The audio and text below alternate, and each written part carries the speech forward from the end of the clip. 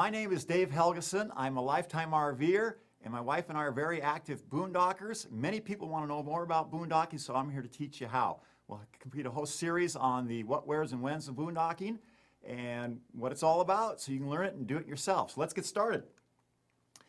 So what is boondocking and why would someone want to go boondocking? Let's take a look. It means different things to different people. Searching the internet, you'll find many definitions of boondocking, from dry camping in a developed campground to staying overnight in a rest area or camping anywhere without electricity, water, or sewer, regardless of location. So by that definition, camping in a Forest Service campground would be boondocking because there's typically no hookups. If you belong to an RV club, you probably go to a rally. Very seldomly do you get a hookup at a rally site. So that could be boondocking by some people's definition. Rest areas. Many rest areas across the U.S. you can stay overnight. Again, there's no hookups. You're out there on the asphalt. Some people say that is boondocking. Parking downtown in a city area where it's legal to do so. You can see some RVs parked here along the curbs. Obviously, you're out there in the concrete jungle. Not something I prefer to do, but some people consider that boondocking. Flying J and other retail establishments like Cabela's will allow you to stay overnight in their parking lots with your RV for free. Some people say, yeah, I was boondocking at Cabela's last night. You know, if that's your definition, knock yourself out. But what do the experts have to say about boondocking? Looking at the root word, expert in the field, Merriam-Webster Dictionary, they've been at it for over 100 years, publishing dictionaries. Boondocks, they say it's the rough country filled with dense brush, a rural area, or the sticks.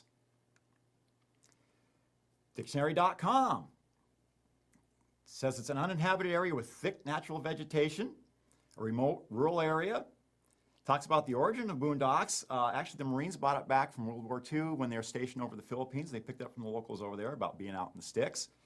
You can see the synonyms here. It's backcountry, backwoods, boonies, the sticks.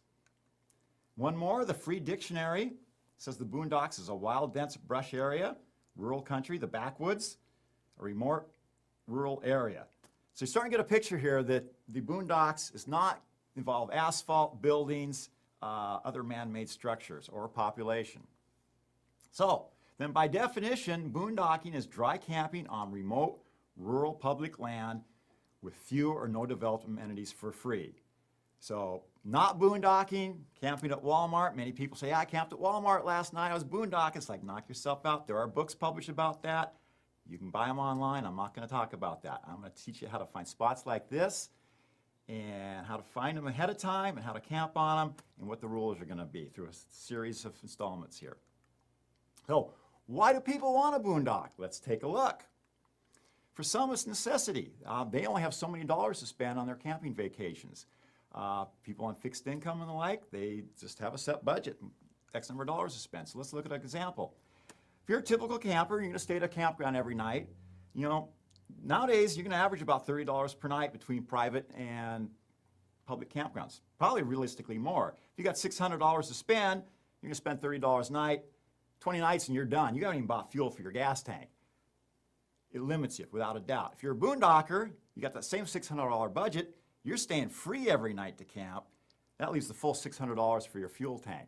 Now, I don't know what your economy is on your RV, but for me, it's going to get me somewhere around 15 to 2,000 miles of RVing at the current fuel prices.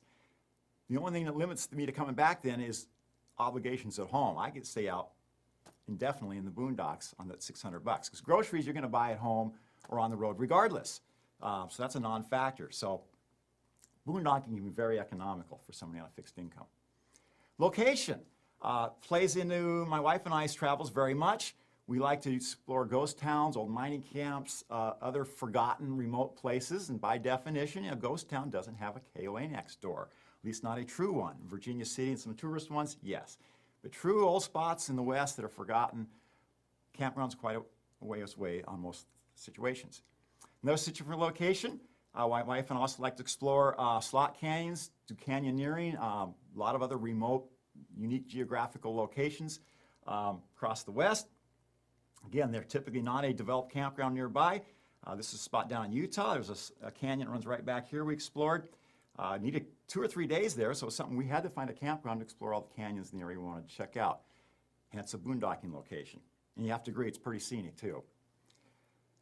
Location. We also enjoy off-roading. You see a motorcycle here and an ATV.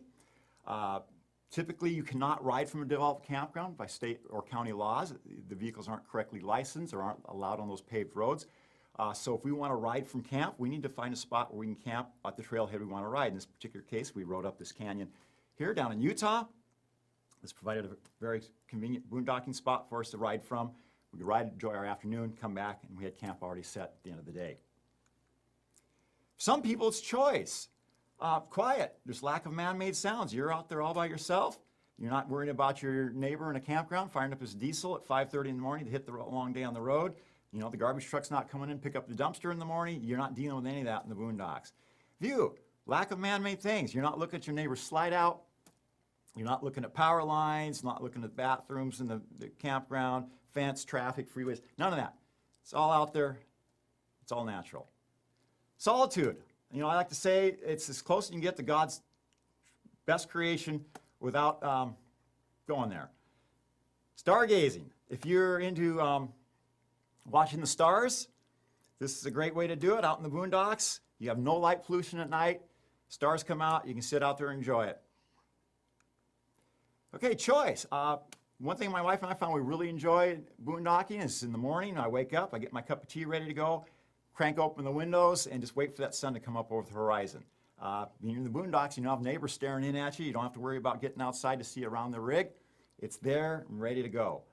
This particular spot we shot down in Utah. And you can see unobstructed view of the sunrise, no other RVs. We're out there by ourselves. Conversely, unspoiled sunsets. We like to typically cook our dinner over a fire outside. You know, when sunset's coming, we'll typically sit out there, maybe cooking some burgers or some steaks, move in at our dinette seat and watch the sunset. It's kind of like dinner and a movie, all for free. Convenience. When boondocking, there's no need to make reservations, worry about check-in times, and no rushing around to break camp before the posted checkout time. You know, just to prove this point, I took a screenshot of Yellowstone this coming summer. It's still 4 months away. 2-week period, you can see it's already sold out. Not very conducive to having a free lifestyle of RVing when you can't get reservations where you want to go. So with boondocking, there's none of that. You know where you're going. You found the spots ahead of time. You can check in when you want. You can check out when you want. My wife and I, again, we set an itinerary of the things we want to do. We typically guess how many days we might need at a spot. We might do one spot. We thought, hey, we're going to be there for 3 days and find out, hey, these things weren't as good as we thought. We can leave in a day. Conversely, we get another spot. We thought, well, we only need a day there. We find out we might need 3 days there. There's nothing holding us back. We don't have to break camp to get to the reservations in that campground, or we're already booked in for several days where we're at. Total freedom. That's what RVing is really all about. Convenience. Many RV owners travel with a pet. Typically in the boondocks, you don't need to leash your pet or worry about them wandering into traffic. You can just let them go around the campsite. Cold, windy morning, the dog wants out. Nothing better than staying in bed and open the door and let him go instead of getting up and getting dressed, getting your coat on, getting the leash, putting the boots on, and doing the whole dog walking thing.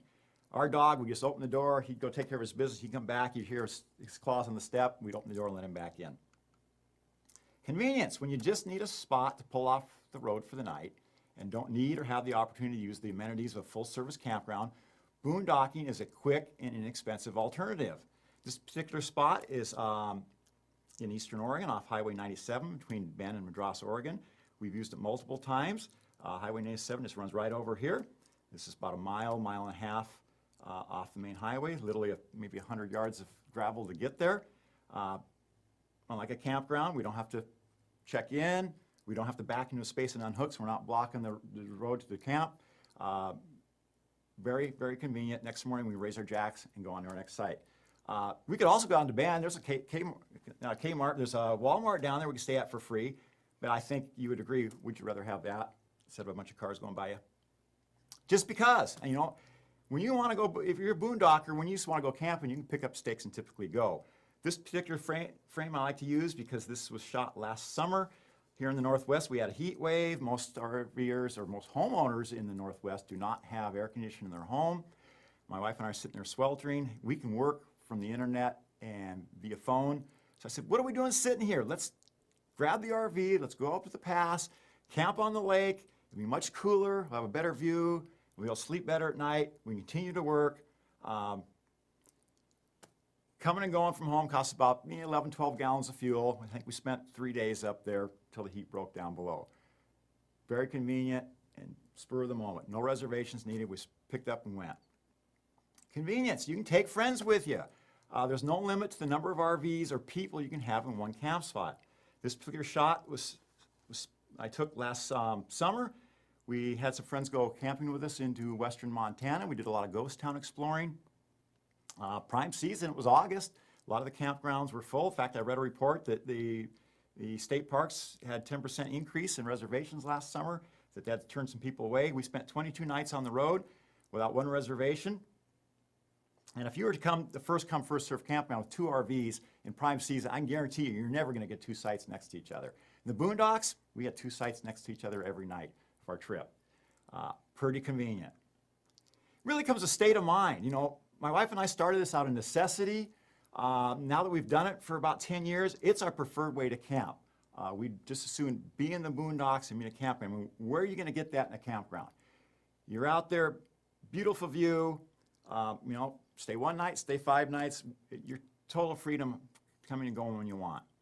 So you could be here in the boonies. Many people want to be, but they just don't know how to do it. So what's stopping you? Is it not knowing how to get there?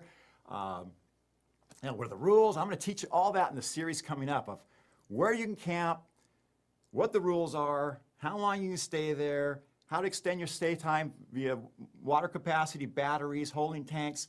So in our next installment, we're going to talk where you can boondock on public land. So this concludes the what boondocking and the why RVers would want to boondock. And again, in the next installment, we're going to talk about where you can boondock. Thanks for watching.